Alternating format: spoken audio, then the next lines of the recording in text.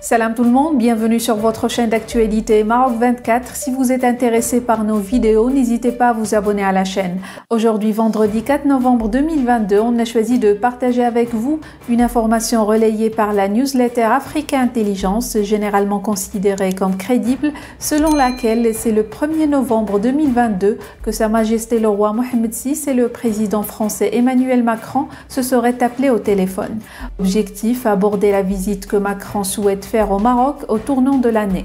Ce dernier avait ainsi, on se le rappelle, annoncé à de simples citoyens qu'il avait interrogé dans la rue fin août 2022 qu'il se rendrait fin octobre 2022 dans le royaume, sans que son déplacement ne finisse par se matérialiser. Et à en croire toujours Africa Intelligence, Sa Majesté aurait donné une suite favorable à la demande du président Macron. Plus de détails dans cette revue de presse tirée des sites d'information Maroc Hebdo Presse et article 19. En froid, selon le bruit qui court depuis plusieurs mois, le roi Mohamed VI et le président français Emmanuel Macron auraient repris contact. Ce scoop a été diffusé à Paris ce mardi 3 novembre 2022, par le biais de la lettre d'information Africa Intelligence.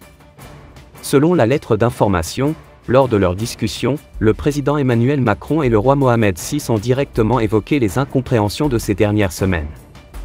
Un appel inédit, après plusieurs semaines d'un froid quasi glacial entre Paris et Rabat, et ce afin d'aplanir les relations entre Paris et Rabat, alors que ces dernières sont très sérieusement chahutées, précise la même source.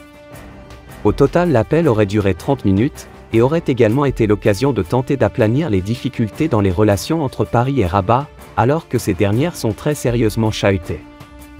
Et pour cause, la résistance de la France a emboîté le pas aux autres partenaires occidentaux du Maroc, tels les États-Unis et plus récemment l'Espagne, de reconnaître au moins implicitement sa souveraineté sur son Sahara. Selon un certain nombre d'observateurs, c'est Paris qui était principalement visé lorsque dans son dernier discours de la Révolution du roi et du peuple du 20 août 2022, Sa Majesté le roi Mohamed VI avait indiqué que s'agissant de certains pays comptant parmi nos partenaires, traditionnels ou nouveaux, dont les positions sur l'affaire du Sahara sont ambiguës, nous attendons qu'ils clarifient et revoient le fond de leur positionnement, d'une manière qui ne prête à aucune équivoque.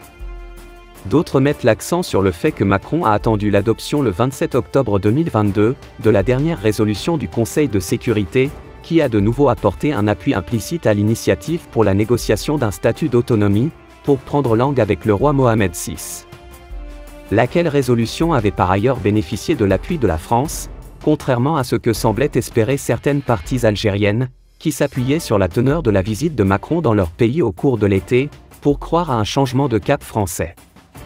Les gages du président français Macron vont-ils toutefois suffire à relancer la coopération maroco-française?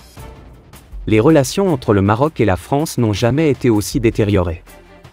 Des tensions froides se sont installées silencieusement entre Rabat et Paris. La baisse drastique des visas délivrés aux Marocains, dans le cadre d'une politique française de sanctions à l'égard des 3 pays du Maghreb, n'est qu'un aspect de ces tensions. Pour rester informé, je vous invite à regarder les vidéos Maroc 24 qui s'affichent sur votre écran.